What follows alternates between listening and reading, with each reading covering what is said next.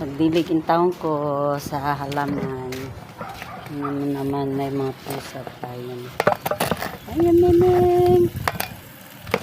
Hingkit pa ng pusa o pusang gala din yun eh. Ayan.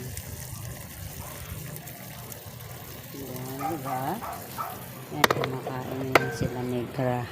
Kaya busog na. Ayan, negra. Miming! Miming! Dilig ko ng halaman, guys. Mainit na ang aking mga halaman.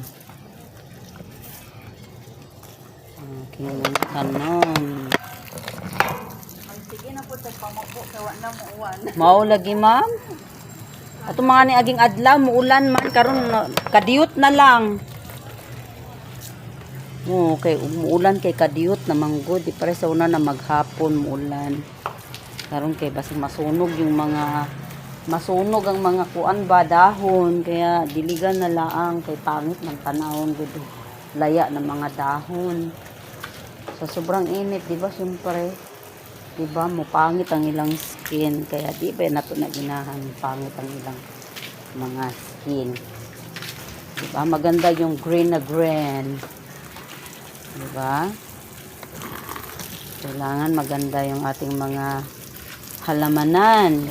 Kaya ito ang akong tanglad. Oh, di ba? Ang akong tanglad, nagaluya, nagay akong atsal dito, oh. Basing masunugan na diha, ayaw intaw. Ayan, ang ating halamanan. Akong lansones, guys, oh, nabuhi intaw. Ilipat na na hospadyaw, hinatin pa, mabuhi na siya. So, ilipat na ako ng hospadyaw. Samot ng niyog na. Yan, lipat ko yan dun sa kayam, guys.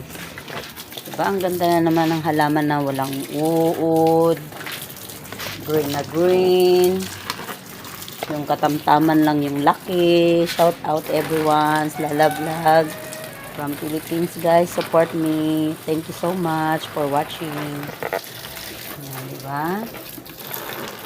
Ayan. Nangaluya man ang mga halamanan kay init man sa tanan.